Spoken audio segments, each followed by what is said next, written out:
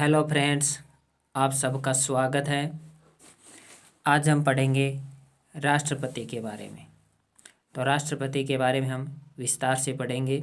साथ ही मैं बहुत सारी क्वेश्चंस भी लेकर आया हूँ।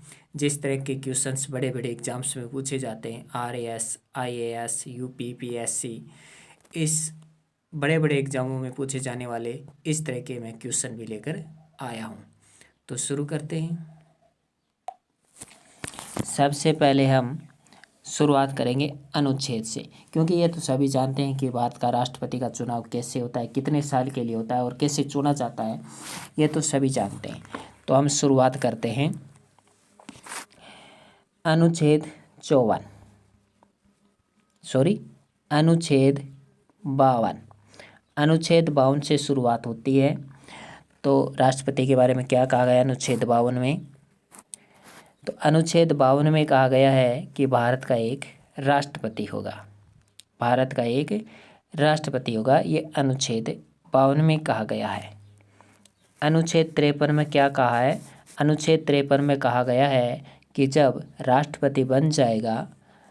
तू राष्ट्रपति बन जाएगा तो तुझे संघ की कार्यपालिका शक्तियाँ प्रदान कर दी जाएंगी। तो अनुच्छेद 52 के तहत तुझे राष्ट्रपति बनना होगा, और जब तुम राष्ट्रपति बन जाओगे तो तुम्हें संघ की कार्यपालिका शक्तियाँ प्रदान कर दी जाएंगी। अनुच्छेद 54 देखिए। अनुच्छेद 54 में यहाँ पे आप देख सकते हैं चार देखिए, ठीक से समझाने की कोशिश कर रहा हूँ। 4 और अनुच्छेद 54 में क्या होता है? चुनाव, राष्ट्रपति का चुनाव होता है। तो देखिए यहाँ पर भी चय है और यहाँ पर भी चय है। तो इस तरह से आप कीवर्ड से आप समझ सकते हैं, कीवर्ड से आप पकड़ सकते हैं। यहाँ पर भी चय है, यहाँ पर भी चय है। तो इस प्रकार आपसे पकड़ सकते हैं। जो यहाँ पे 4 है ये, और चुनाव में भी चय है। तो अनुच्छेद 54 में क्या है? राष्ट्रपति का चुनाव। अनुच्छेद 55, अब राष्ट्रपति का चुनाव हो गया है तो राष्ट्रपति का चुनाव होगा, ये तो अनुच्छेद 54 में बता दिया गया है। लेकिन चुनाव की विधि है वो अनुच्छेद 55 में बताई जाएगी। अनुच्छेद 54 में तो राष्ट्रपति का चुनाव होगा इतना ही उल्लेख है, लेकिन चुनाव किस तरह से होगा ये अनुच्छेद 55 में बताया गया है। जैसे विधानसभा के सदस्य होंगे, दिल्ली पांडिचेरी के सदस्य होंगे, इसके अलावा राज्यसभा लोकसभा के निर्वाचित सदस्य होंगे। तो इस प्रकार से चुनाव की परिविधि प्रक्रिया बताई गई है। अनुच्छेद 56 में पदावधि बताई गई है। अनुच्छेद 56 में पदावधि यानी राष्ट्रपति 5 साल के लिए चुना जाएगा, ये अनुच्छेद 56 में बताया गया है। अब देखिए कैसे याद रखेंगे इसे। जैसे अनुच्छेद 52 में है कि भारत का एक राष्ट्रपति होगा। अनुच्छेद 53 में है कि जब राष्ट्रपति बन जाएगा तो आपको संघ की कार्यपालिका शक्तियाँ प्रदान कर दी जाएंगी। अनुच्छेद 54 में चुनाव होगा, क्योंकि यहाँ पर भी 4 है और चुनाव में भी चय आता है और 4 में भी चय आता है। अनुच्छेद 55 में क्या है? अनुच्छेद 55 में निर्वाचन विधि है, क्योंकि निर्वाचन तो हो गया, अब निर्वाचन की विधि आएगी। अब अनुच्छेद 56 में क्या है? पदावधि। अब देखिए कैसे याद रखिए कि अनुच्छेद 56 में राष्ट्रपति की पदावधि अर्थात कार्यकाल अर्थात 5 साल के लिए राष्ट्रपति चुना जाएगा, ये बताया गया है। तो देखिए यहाँ पे राष्ट्रपति का कार्यकाल कितने साल के लिए होता है? 5 साल के लिए। तो यहाँ पे देखिए 1 2 3 4 5। तो देखिए अनुच्छेद 56 यानी 5 नंबर के अंतर्गत आ रहा है। 1 2 3 4 5 के अंतर्गत आ रहा है, अर्थात यही राष्ट्रपति की पदावधि है। तो इस ट्रिक से याद रख सकते हैं। अगला देखिए अनुच्छेद 57। अनुच्छेद 57 में क्या है? अनुच्छेद 57 में है पुनर्निर्वाचन, यानी राष्ट्रपति फिर से बन सकता है। कोई व्यक्ति फिर से चुनाव लड़कर भी राष्ट्रपति बन सकता है, ये अनुच्छेद 57 में है। तो कैसे याद रखिए? जब 7 से क्या होगा? 7। जब राष्ट्रपति का पुनर्निर्वाचन होगा तो हम क्या देंगे? 7 देंगे। 7 का हमने कर दिया 7। तो जब राष्ट्रपति का पुनर्निर्वाचन होगा तब भी हम राष्ट्रपति का क्या देंगे? 7 देंगे, अर्थात 7। अनुच्छेद 57 में पुनर्निर्वाचन की बात कही गई है। नेक्स्ट है अनुच्छेद 58। अनुच्छेद 58 में क्या है? योग्यता। राष्ट्रपति में क्या क्या योग्यताएं होनी चाहिए, इसका उल्लेख अनुच्छेद 58 में है। तो अनुच्छेद 58 में राष्ट्रपति की योग्यताओं का उल्लेख है। बस 35 साल का होना चाहिए, बस इतनी ही योग्यता है, काफ़ी है। आगे देखिए,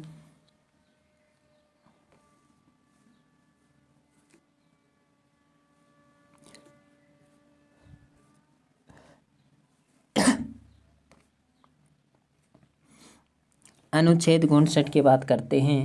तो अनुच्छेद 59 में क्या है? शर्त, यानी पद के लिए शर्त, यानी क्या क्या शर्तें होनी चाहिए। तो शर्त तो कैसे ट्रिक के माध्यम से कैसे याद रखें? तो नो, यहाँ पे क्या है? नो, यहाँ पे क्या लिखा है? नो। तो राष्ट्रपति के लिए नो शर्त, ये ट्रिक है सिर्फ। तो राष्ट्रपति के लिए नो शर्त। आगे देखिए अनुच्छेद 60। अनुच्छेद 60 अर्थात 60। तो अनुच्छेद 60 में क्या है? शपथ। अनुच्छेद 60 में क्या है? शपथ। तो राष्ट्रपति को शपथ दिलाई जाती है, लेकिन यहाँ पे है 0, तो यहाँ पे करना है 0 शपथ। राष्ट्रपति के लिए 0 शपथ, ये ट्रिक के समझा रहा हूँ मैं आपको, बाकी कुछ नहीं। तो 0 शपथ, तो राष्ट्रपति के लिए 0 शपथ। 9 शर्त, राष्ट्रपति के लिए 9 शर्त अर्थात 59 में शर्तें, और राष्ट्रपति के लिए 0 शपथ अर्थात कोई शपथ नहीं। तो राष्ट्रपति के लिए 0 शपथ। और आपको पता ही है, मुख्य न्यायाधीश राष्ट्रपति को शपथ दिलाएगा। आगे देखिए अनुच्छेद 61। अनुच्छेद 61 में क्या है? अनुच्छेद 61 में महाभियोग है। राज्यसभा लोकसभा दोनों मिलकर महाभियोग लगाते हैं, और जब दोनों सदनों में 2/3 बहुमत से बहुमत पारित हो जाता है तो फिर हटा दिया जाता है अनुच्छेद। लेकिन उससे पहले यानी 50% लोगों का अनुमोदन होना ज़रूरी है। 50% से अधिक लोगों का अनुमोदन आवश्यक चाहिए, है ना। यानी 2/3 बहुमत से पारित होना ज़रूरी है। आगे देखिए अनुच्छेद 62। अनुच्छेद 62 देखिए, अनुच्छेद 62 में कहा गया है कि राष्ट्रपति के स्थान पर नियुक्त व्यक्ति की पदावधि, यानी कह सकते हैं राष्ट्रपति के स्थान पर नियुक्त व्यक्ति की पदावधि, अर्थात राष्ट्रपति के स्थान पर उपराष्ट्रपति को चुना जा सकता है, राष्ट्रपति ना हो। अर्थात राष्ट्रपति जब मान लीजिए राष्ट्रपति है वो विदेश गया हुआ है, या राष्ट्रपति को हटा दिया गया महाभियोग के द्वारा, या राष्ट्रपति ने खुद त्यागपत्र दे दिया है, तो उसके स्थान पर उपराष्ट्रपति को बैठ सकता है। तो ये अनुच्छेद 62 में है। अगला देखिए अनुच्छेद 72।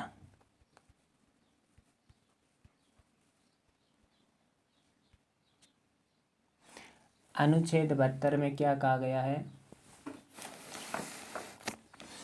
अनुच्छेद 72 में समाधान, अक्षमादान की शक्तियाँ दी गई हैं।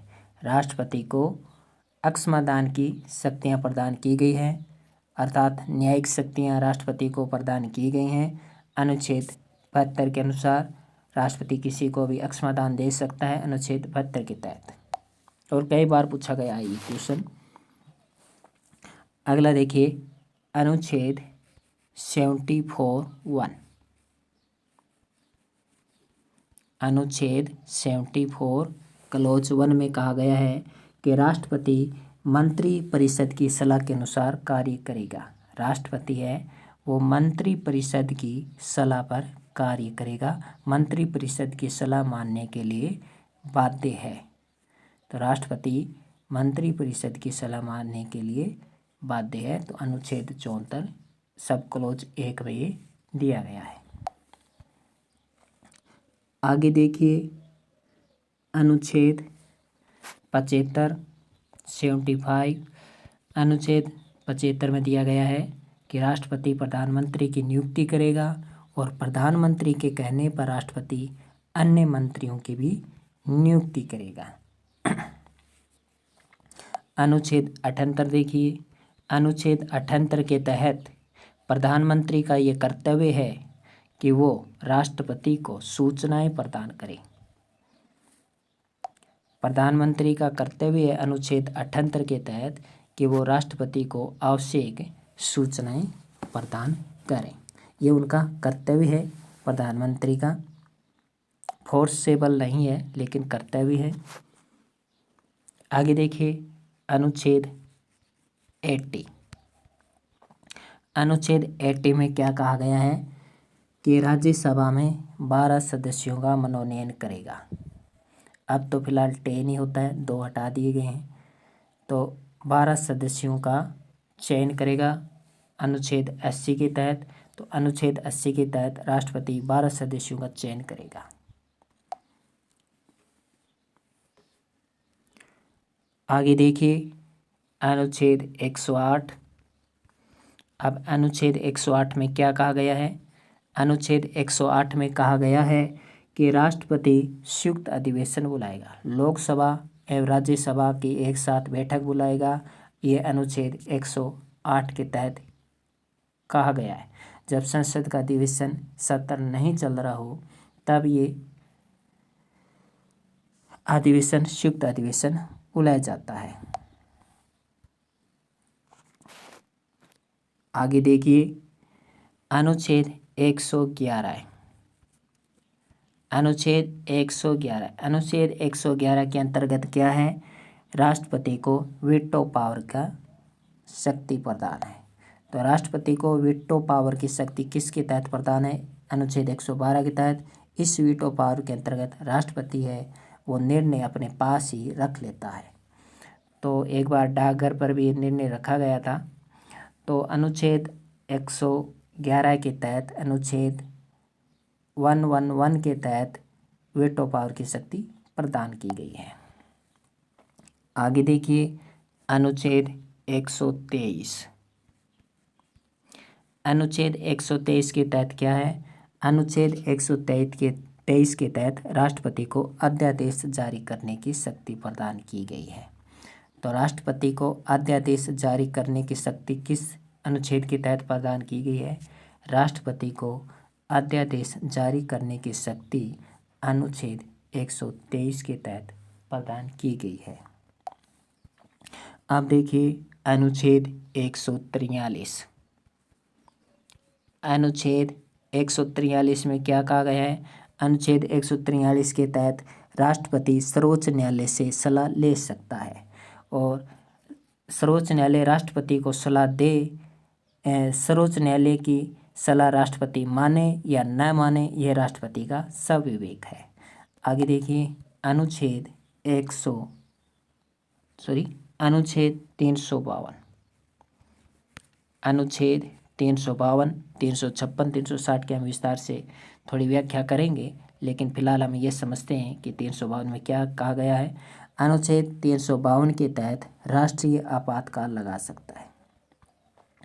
अनुच्छेद 352 के तहत राष्ट्रपति है वो राष्ट्रीय आपातकाल लगा सकता है और राष्ट्रपति राष्ट्रीय आपातकाल शुरू में खुद की मर्जी से 1 मंथ के लिए लगा सकता है, फिर लोकसभा राज्यसभा इनसे स्वीकृति लेनी पड़ती है, संसद से स्वीकृति लेनी पड़ती है और स्वीकृति लेने के बाद 6 महीने फिर 1 साल तक ये राष्ट्रीय आपातकाल लग सकता है।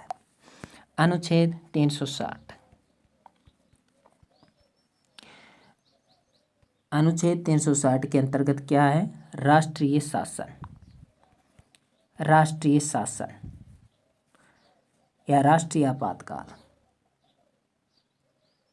राष्ट्रीय शासन। अगर मान लीजिए अगर राष्ट्रीय शासन नहीं चल रहा है देश में, तब क्या है कि ये अनुच्छेद 360 के तहत राष्ट्रीय शासन लगाया जा सकता है। अब आप कन्फ्यूजन में पड़ गए होंगे कि ये राष्ट्रीय शासन क्या है। तो राष्ट्रीय आपातकाल आप समझते हैं वित्तीय आपातकाल आप समझते हैं तो आप राष्ट्रीय शासन समझते होंगे। राष्ट्रीय शासन का दूसरा नाम क्या है ये आप कमेंट बॉक्स में बताइएगा।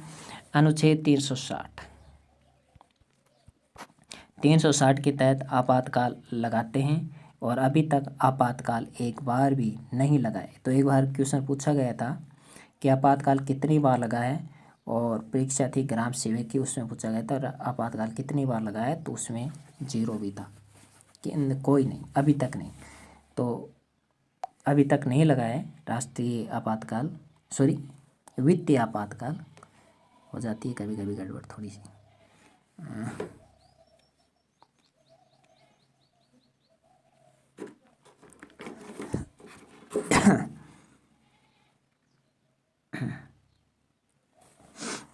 अब देखिए निलंबनकारी वीटो।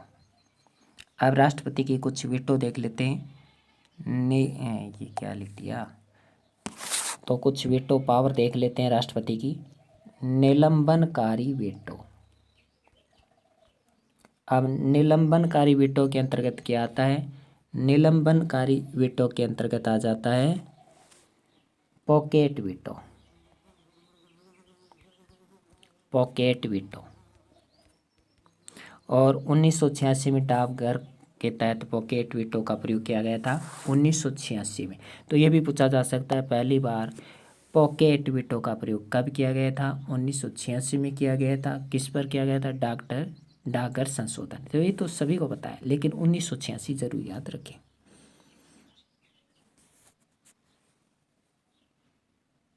सॉरी, जेबी वीटो अलग है, निलंबनकारी वीटो अलग है। अब देखिए निलंबनकारी वीटो क्या है।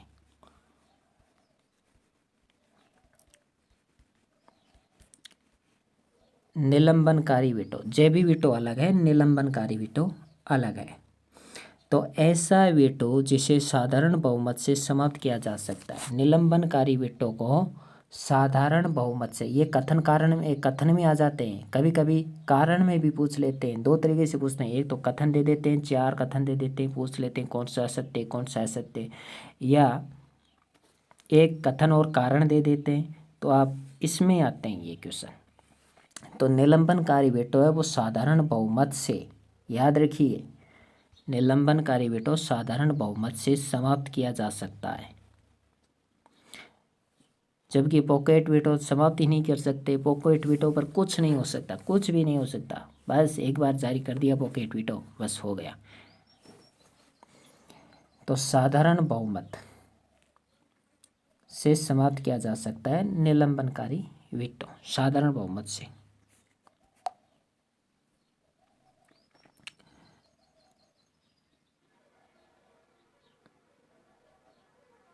अब देखिए जेबी वीटो पढ़ लेते हैं एक बार, जिसे पॉकेट वीटो भी कहते हैं।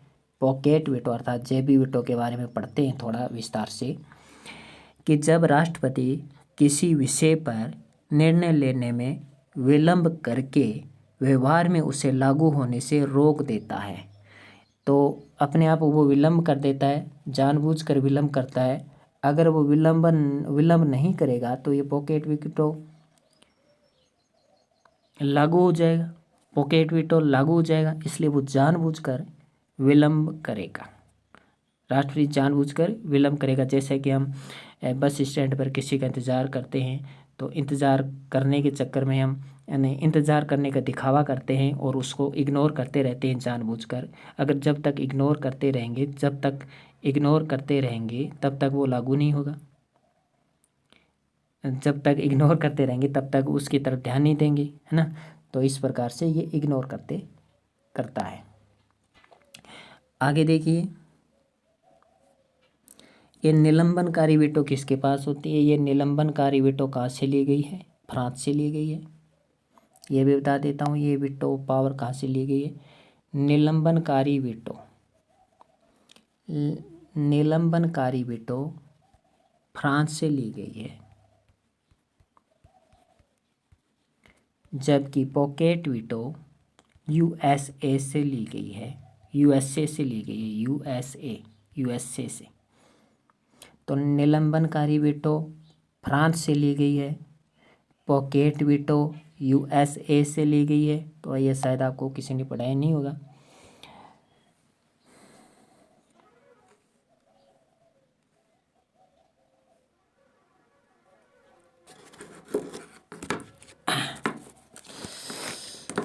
आगे देखते हैं।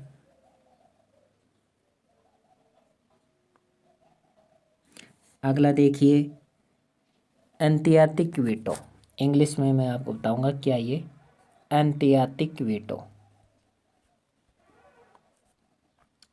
एंटियार्कटिक वीटो, और इसका इंग्लिश में नाम होता है एब्सोल्यूट वीटो। Absolute veto. तो एंटियार्कटिक वीटो, इसी एंटियार्कटिक वीटो का एक और नाम है निरपेक्ष वीटो। निरपेक्ष वीटो इसका नाम है।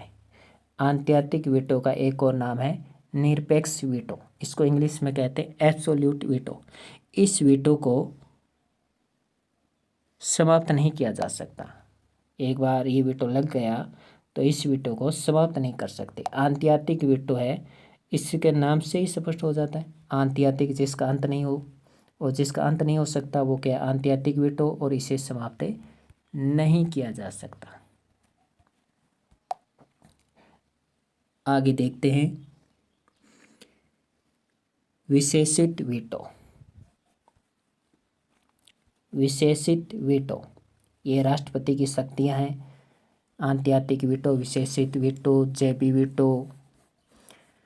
तो विशेषित वीटो क्या होती है? विशेषित वीटो ऐसा वीटो जिसे विशेष बहुमत से समाप्त किया जा सकता है। इसे विशेष बहुमत से समाप्त किया जा सकता है, न कि साधारण बहुमत से। तो विशेष बहुमत से इसे समाप्त कर सकते हैं, विशेष बहुमत से समाप्त कर सकते हैं। इसे कहते हैं विशेषित वीटो। इंग्लिश में नाम है क्वालिफाइड वीटो। Qualified veto. आगे देखिए, अब ये वीटो कहाँ से ली गई है ये देखते हैं। तो जो निरपेक्ष वीटो है, निरपेक्ष वीटो, इस निरपेक्ष वीटो को और क्या कहा जाता है? एंटियार्कटिक वीटो। एंटियार्कटिक वीटो। और ये कहाँ से ली गई है? तो ये लिया गया है ब्रिटिश से। ब्रिटिश अंग्रेज़ों से लिया गया ये निरपेक्ष एंटियार्कटिक वीटो, जिसे कभी समाप्त नहीं किया जा सकता। अगला देखिए, विशेषित वीटो। विशेषित वीटो, जिसे इंग्लिश में कहते हैं क्वालिफाइड वीटो। और ये कहाँ से लिया गया है? ये USA से लिया गया है। ये USA से लिया गया है। जैसे पॉकेट वीटो USA से लिया गया था, उसी प्रकार विशेषित वीटो USA से लिया गया है। और इस वीटो को विशेष बहुमत से, विशेषित वीटो नाम है, तो विशेष बहुमत से इसे समाप्त किया जा सकता है। आगे देखते हैं,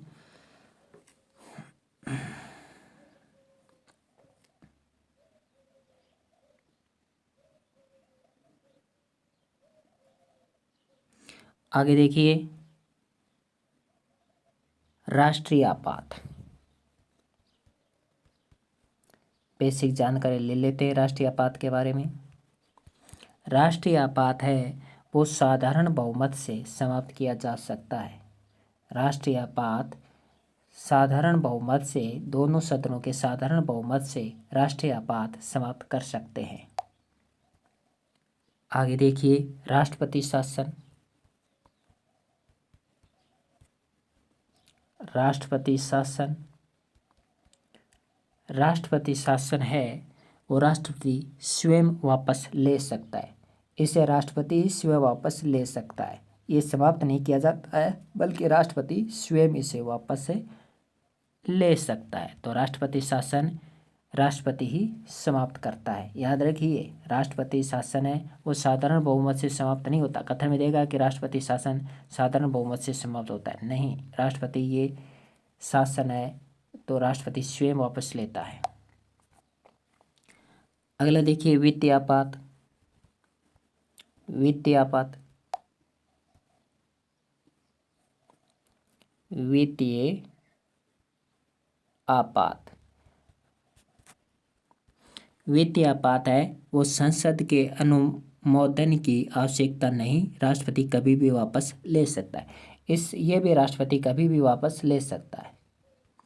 राष्ट्रपति वित्तीय आपात कभी भी वापस ले सकता है, ऐसा उल्लेख है, लेकिन कभी लगा नहीं है, तो इसकी प्रोसेस के बारे में कुछ कहा नहीं जा सकता। हाँ, ऐसा लिखा है कि राष्ट्रपति इसे वापस ले सकता है।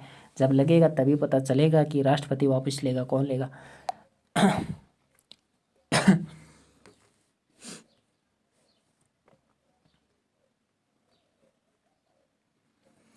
अब देखिए राष्ट्रपति के कुछ अन्य अधिकार। देखिए राष्ट्रपति की अन्य शक्तियाँ। तो राष्ट्रपति की हमने 4 वीटो पावर देखी। अब हम राष्ट्रपति की कुछ अन्य शक्तियाँ भी देख लेते हैं। राष्ट्रपति की अन्य शक्तियाँ, अब देखते हैं राष्ट्रपति की अन्य शक्तियाँ। मौलिक अधिकार निलंबित किया जा सकता है अनुच्छेद 20 तथा 21 द्वारा प्रदत्त अधिकारों को छोड़कर। जो मौलिक अधिकार है वो राष्ट्रपति निलंबित कर सकता है। एक बार पूछा गया था ये क्वेश्चन, मुझे अच्छे से याद है, मैंने भी एग्जाम दिया था। तो मौलिक अधिकार निलंबित किया जा सकता है, तो उसमें अनुच्छेद 20 लिखा हुआ था, तो 20 को तो निलंबित नहीं किया जा सकता, लेकिन 20 के अलावा एक और है 21, इससे भी निलंबित नहीं किया जा सकता। तो अनुच्छेद 20 और अनुच्छेद 21 को राष्ट्रपति द्वारा निलंबित नहीं किया जाता, बाकी को राष्ट्रपति द्वारा विशेष राष्ट्रीय आपातकाल के दौरान निलंबित किया जा सकता है।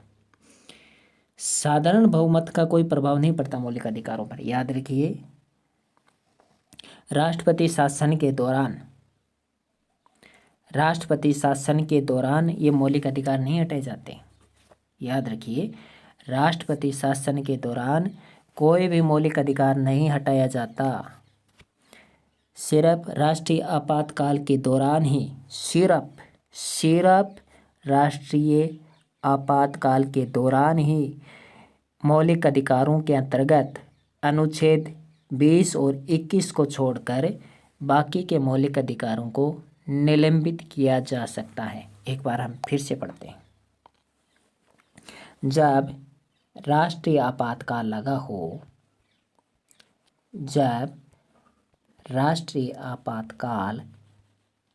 लगा हो तो अनुच्छेद 20 व 21 को छोड़कर बाकी मौलिक अधिकारों को निलंबित किया जा सकता है, लेकिन ये सिर्फ राष्ट्रीय आपातकाल में ही हो सकता है।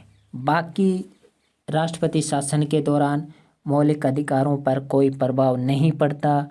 वित्तीय आपातकाल के दौरान कोई प्रभाव नहीं पड़ता। प्रभाव पड़ता है राष्ट्रीय आपातकाल के दौरान, और अनुच्छेद 20 और 21 को छोड़कर बाकी को निलंबित कर सकते हैं, लेकिन 21 में 20 का निलंबित नहीं कर सकते।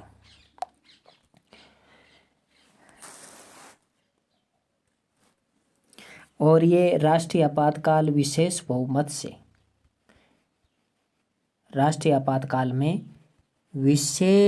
बहुमत से ये मौलिक अधिकार हैं निलंबित किए जाते हैं, न कि साधारण बहुमत से। साधारण से काम नहीं चलेगा, साधारण बहुमत से नहीं, विशेष बहुमत से। याद रखिए, ऑप्शन में देगा कि साधारण बहुमत से मौलिक अधिकारों को राष्ट्रीय आपातकाल के दौरान निलंबित किया जा सकता है। तो आप तो सोचेंगे अरे हाँ, 20-21 को छोड़कर ये कहेगा कि साधारण बहुमत के द्वारा राष्ट्रीय आपातकाल के दौरान 20 तथा 21 को छोड़कर बाकी अधिकारों को निलंबित किया जा सकता है। तो आप कहोगे अरे हाँ, ये तो सही है, मैंने पढ़ा है, लेकिन आप ये भूल गए कि साधारण बहुमत नहीं, विशेष बहुमत।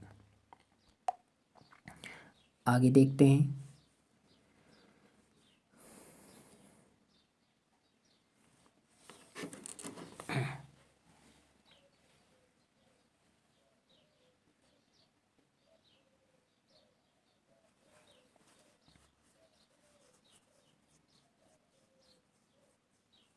राष्ट्रपति शासन, अब देखते हैं राष्ट्रपति शासन है वो 6 माह तक चलता है। राष्ट्रपति शासन कितनी बार के लिए लगाया जाता है? 6 माह तक। तो संसद द्वारा राष्ट्रपति शासन कितने माह के लिए लगाया जाता है? 6 माह के लिए। राष्ट्रपति अपनी खुद के सब विवेक से 1 माह के लिए राष्ट्रपति शासन तो लगा सकता है। याद रखिए, राष्ट्रपति है वो अपने सब विवेक से 1 माह के लिए राष्ट्रपति शासन लगा सकता है, लेकिन अगर इससे आगे चलाना हो, इससे अधिक चलाना हो, तो फिर एक बहुमत से, विशेष बहुमत से दोनों सदनों द्वारा एक बहुमत पारित होता है। उसके बाद ही ये 6 माह तक राष्ट्रपति शासन लगाया जाता है।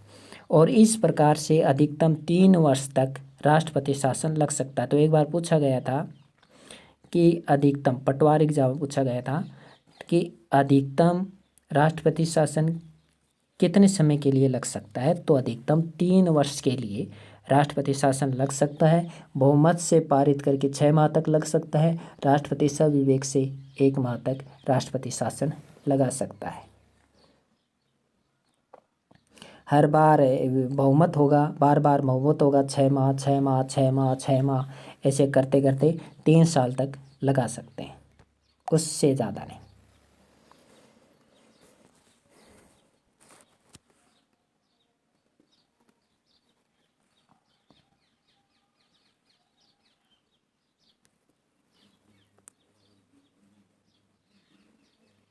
आगे देखिए, वित्तीय आपातकाल कब तक लग सकता है? तो वित्तीय आपातकाल है तो 2 माह तक, प्रथम बार में 2 माह तक लगता है। वित्तीय आपातकाल है प्रथम माह में 2 बार तक लगता है, लेकिन इसका संविधान में कोई उल्लेख नहीं है कि ये अधिकतम कितने समय तक लग सकता है। तो आ सकता है कि वित्तीय आपातकाल कितने समय तक लग सकता है? 2 माह, 6 माह, 1 साल, 3 वर्ष, 2 माह, 1 साल, 3 साल, और ऑप्शन में दे आएगा कोई उल्लेख नहीं या निश्चित नहीं। तो ये निश्चित नहीं है कि वित्तीय काल कितने समय के लगेगा, ये इसका संविधान में उल्लेख ही नहीं है ना। तो पहली बार में तो 2 माह लग सकता है, लेकिन ये अनिश्चित काल के लिए भी लग सकता है ना, क्योंकि संविधान में उल्लेख नहीं है।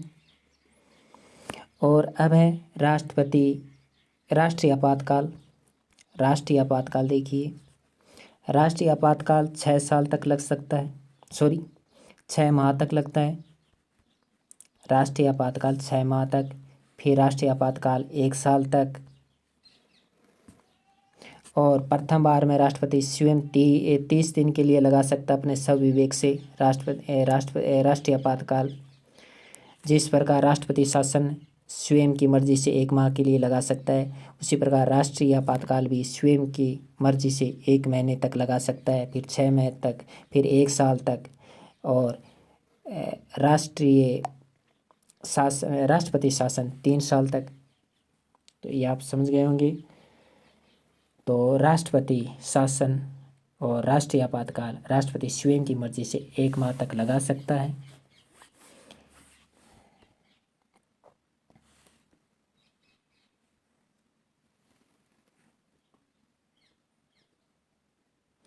तो जैसा कि हम पढ़ चुके हैं, राष्ट्रीय आपातकाल है 352 के तहत बाहरी आक्रमण, सशस्त्र विद्रोह हो जाए, बाहरी आक्रमण हो जाए। पहले आंतरिक तौर पर लगता था, लेकिन आंतरिक तौर को हटा दिया गया। फिर बाहरी आक्रमण और सशस्त्र विद्रोह के आधार पर ये लगाया गया 352। और ये कैसे लगाया जाता है? इसके लिए राष्ट्रपति को मंत्रिमंडल की लिखित सिफारिश माननी पड़ती है, यानी मंत्रिमंडल की लिखित सिफारिश पर राष्ट्रीय आपातकाल लगाया जाता है। मंत्रिमंडल की लिखित सिफारिश पर राष्ट्रीय आपातकाल लगाया जाता है। तो लिखित में देता है सिफारिश। आगे देखिए, अनुच्छेद 56 राष्ट्रपति शासन। अब ये राष्ट्रपति शासन कैसे लगता है? तो राष्ट्रपति शासन है राज्यपाल के प्रतिवेदन पर,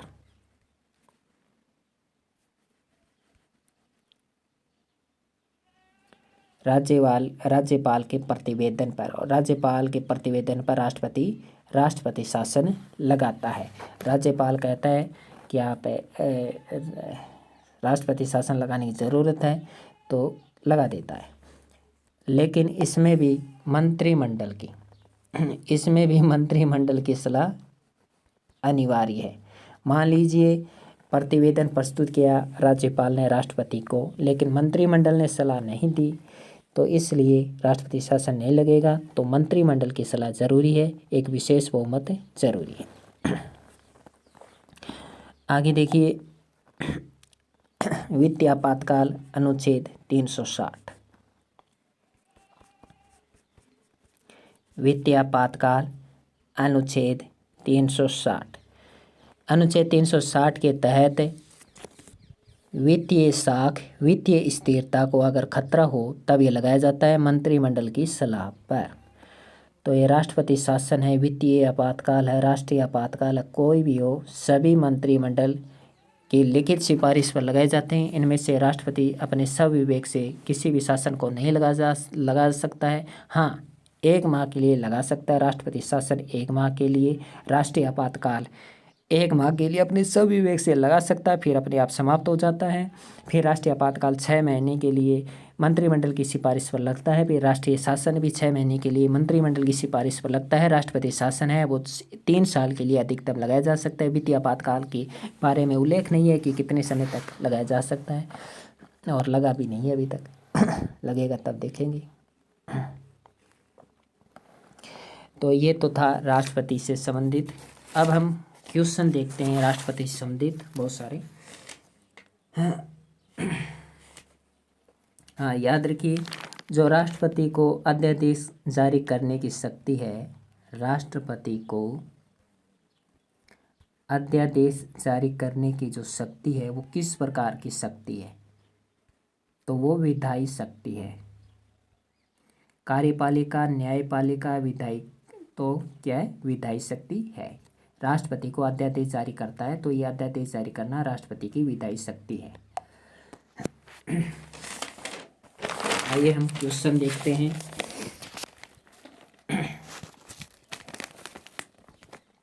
क्वेश्चन है, राष्ट्रपति के संदर्भ में सत्य कथन छांटिए।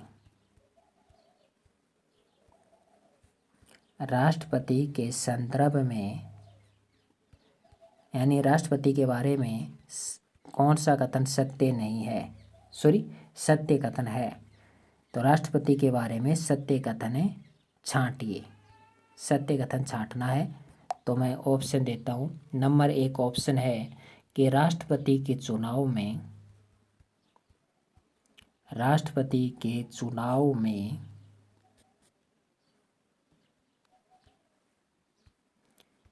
दोनों सदनों के निर्वाचित सदस्य, राष्ट्रपति के चुनाव में दोनों सदनों के निर्वाचित सदस्य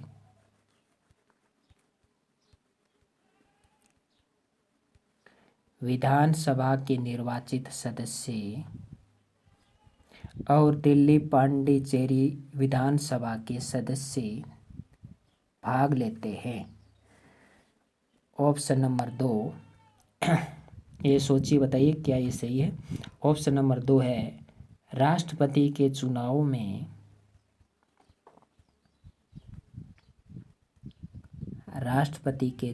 में भागीदार उम्मीदवारों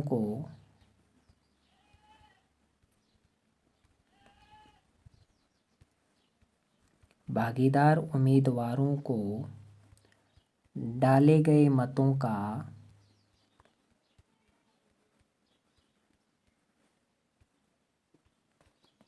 1/6 मतों का प्राप्त किया गया, तो 1/6 मत प्राप्त नहीं किया गया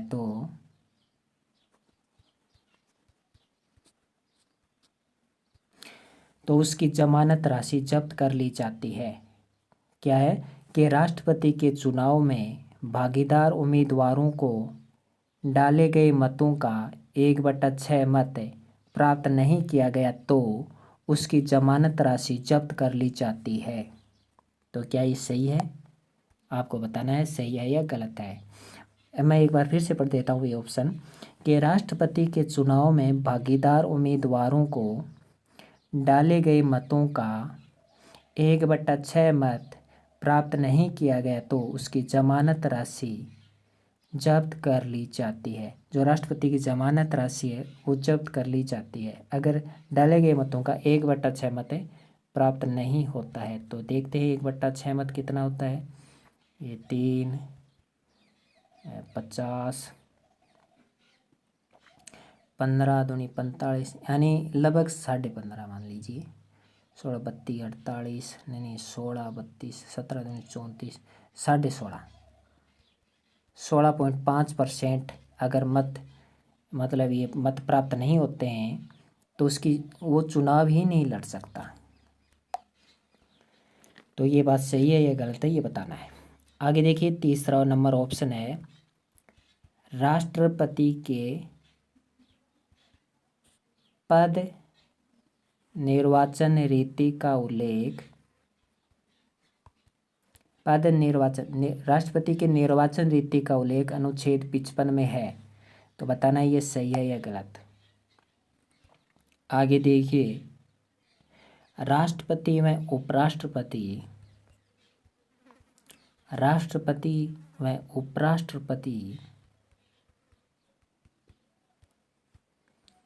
के विवादों का निपटारा सर्वोच्च न्यायालय करता है। उच्च न्यायालय नहीं, सर्वोत्तम न्यायालय। तो सर्वोत्तम न्यायालय करता है, ये उल्लेख अनुच्छेद 71 में है। तो ये सही है या नहीं।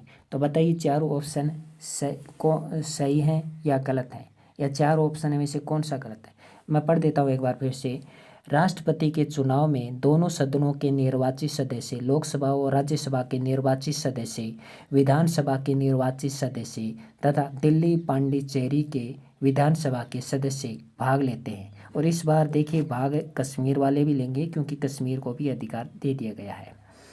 ऑप्शन ब, राष्ट्रपति के चुनाव में भागीदार उम्मीदवारों के डाले गए मतों का 1/6 मतों का प्राप्त किया जाना आवश्यक है, यानी 16.5 लेकिन 252 होते हैं, है ना, 245 होते हैं। तो इस प्रकार से मान सकते हैं कि 15% मान लेते हैं, 15%। तो 15% मत प्राप्त होने चाहिए तभी वो व्यक्ति चुनाव लड़ सकता है। मतलब उसका चुनाव कौन करेगा, उम्मीदवार करेंगे, जनता द्वारा चुने गए उम्मीदवार करेंगे, है ना। तो वो भी एक प्रकार का चुनाव ही होता है, वो भी वोट डालते हैं। तो मेरे कहने का ये मतलब था, आप गलत मत समझ लेना कि मेरा जनता बता रहा हूँ। ऑप्शन नंबर स है कि राष्ट्रपति के पद निर्वाचन विधि अनुच्छेद 55 में है और राष्ट्रपति उपराष्ट्रपति से संबंधित विवादों का निपटारा अनुच्छेद 71 में होता है। ये उच्चतम न्यायालय करेगा। तो बताइए, तो ये चारों ही ऑप्शन सही हैं, ठीक है।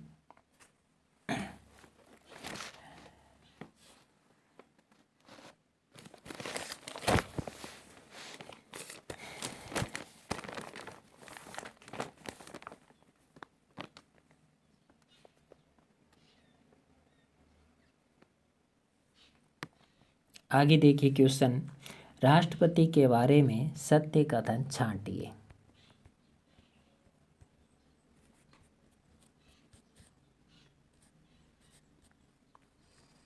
राष्ट्रपति के बारे में सत्य कथन छांटिए।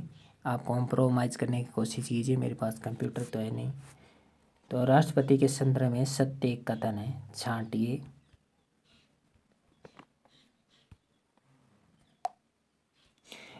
ऑप्शन ए, कोई भी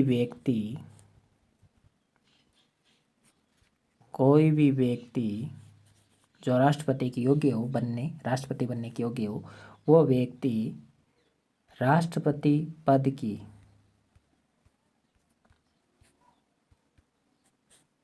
शपथ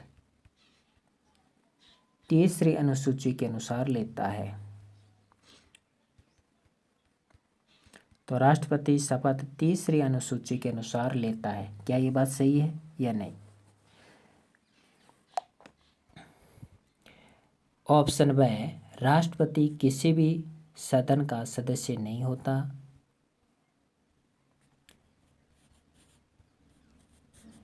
किसी भी सदन का सदस्य नहीं होता। वह विधानसभा का सदस्य भी नहीं होता, अन्यथा राष्ट्रपति होते ही उसका पद रिक्त माना जाएगा। अगर राष्ट्रपति किसी सदन का अगर सदस्य है तो वो उसे पद छोड़ना पड़ेगा। क्या ये बात सही है? आगे देखिए, राष्ट्रपति ऑप्शन नंबर 6 देखिए, राष्ट्रपति पर महाभियोग कोई भी सदन में लगाया जा सकता है और 2/3 बहुमत पारित किए जाने के बाद राष्ट्रपति को त्यागपत्र देना पड़ता है। तो क्या ये बात सही है? और ऑप्शन द उपयुक्त सभी।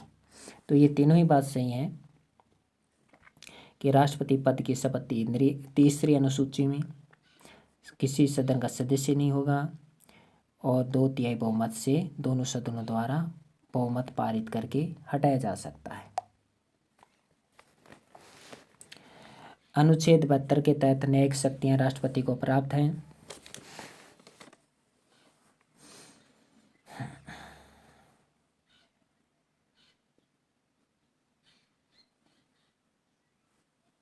हाँ देखिए, अनुच्छेद 76 रह गया था। अनुच्छेद 76 के तहत राष्ट्रपति महान्यायवादी की नियुक्ति करता है।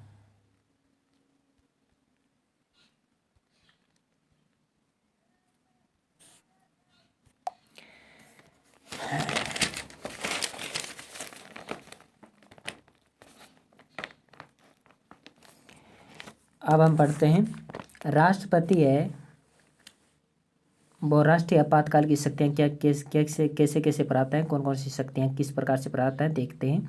राष्ट्रपति आक्रमण की स्थिति में संघीय मंत्रिमंडल की लिखित सूचना पर संपूर्ण भारत या उसके किसी भी क्षेत्र पर आपातकाल की घोषणा कर सकता है। संसद द्वारा राष्ट्रीय आपातकाल को 2/3 बहुमत से 6 महीने के लिए बढ़ाया जा सकता है।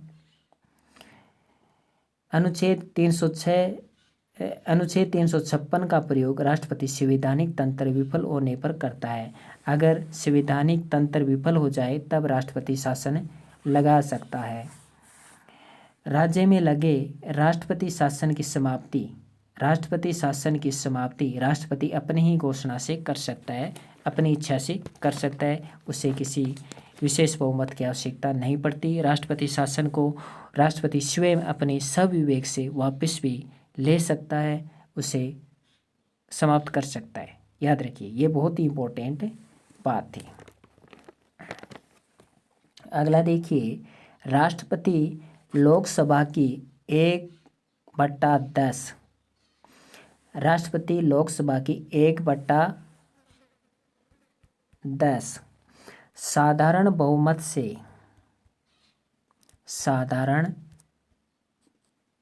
बहुमत वेरी इंपॉर्टेंट बात बताने जा रहा हूँ मैं आपको कि राष्ट्रपति लोकसभा की 1/10 साधारण बहुमत द्वारा राष्ट्रीय आपातकाल की समाप्ति कर सकता है, लेकिन इस पर विचार करने के लिए 14 दिन के अंदर 14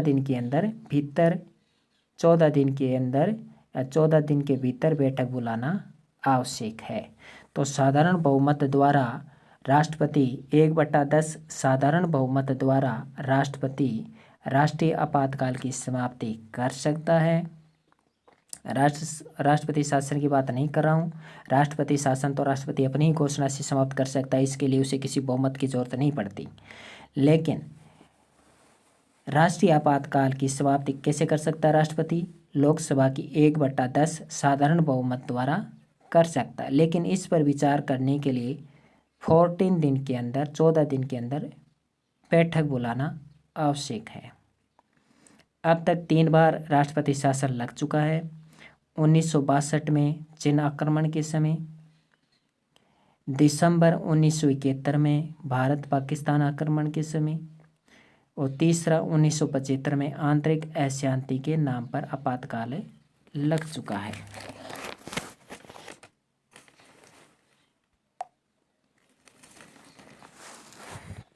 किसी भी राज्य में राष्ट्रपति शासन सामान्य 1 वर्ष के लिए लगाया जा सकता है और इसकी अवधि 3 वर्ष तक बढ़ाई जा सकती है। ये हम पढ़ चुके हैं।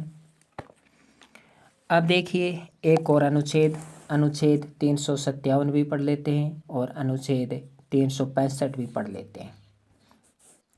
अनुच्छेद 357 और अनुच्छेद 365 के बारे में हम बात करेंगे।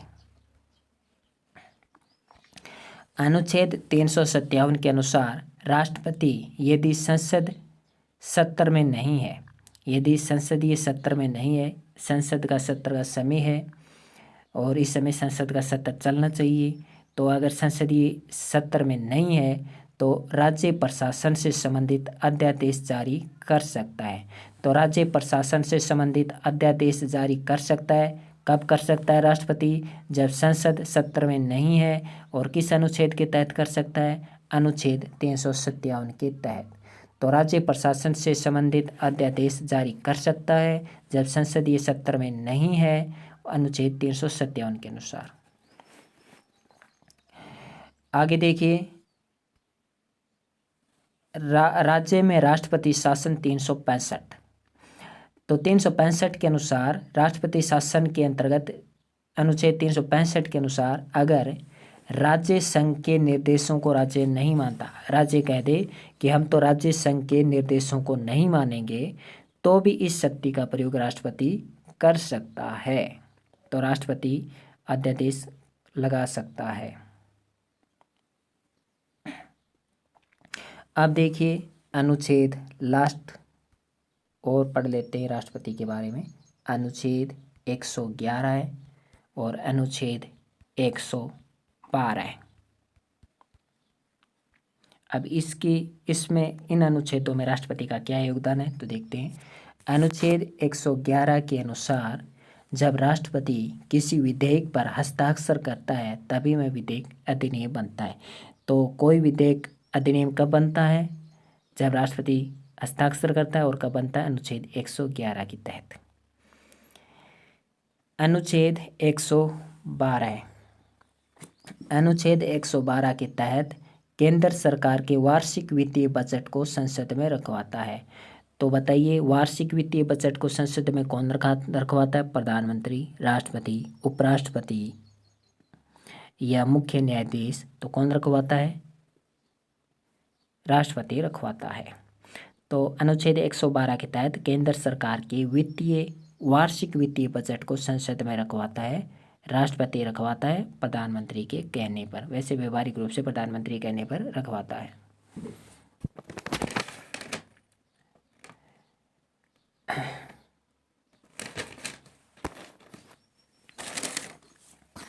आइए कुछ और जानकारी लेते हैं राष्ट्रपति से संबंधित। वित्त आयोग के अध्यक्ष की नियुक्ति राष्ट्रपति करता है। महान्यायवादी की राष्ट्रपति करता है। मुख्य न्यायाधीश की नियुक्ति राष्ट्रपति करता है। आगे देखिए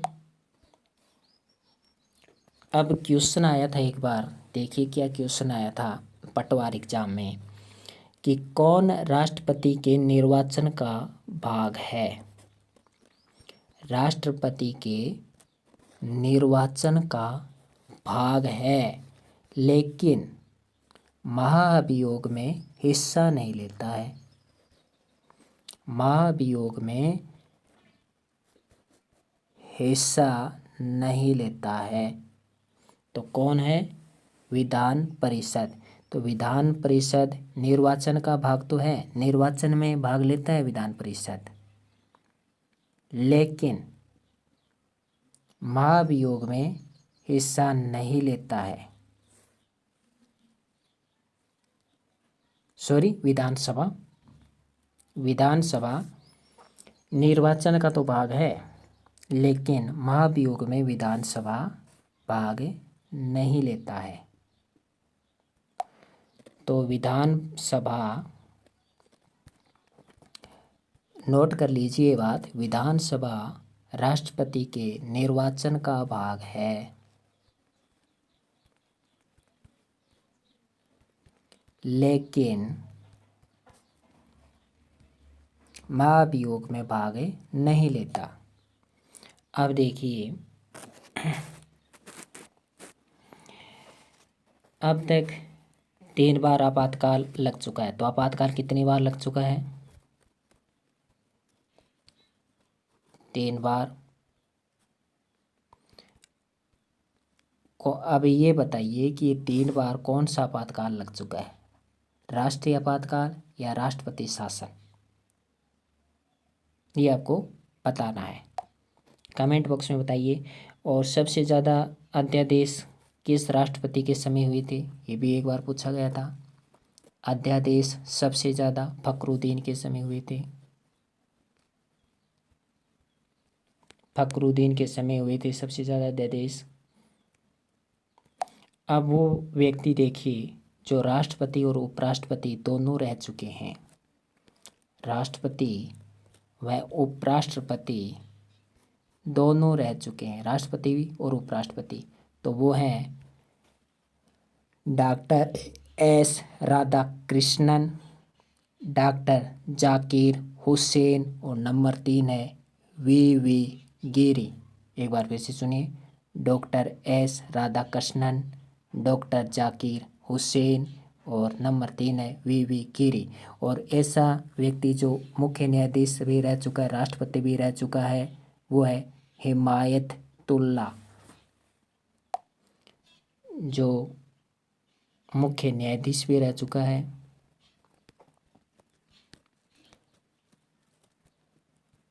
राष्ट्रपति भी रह चुका है, वो है हिमायतुल्लाह।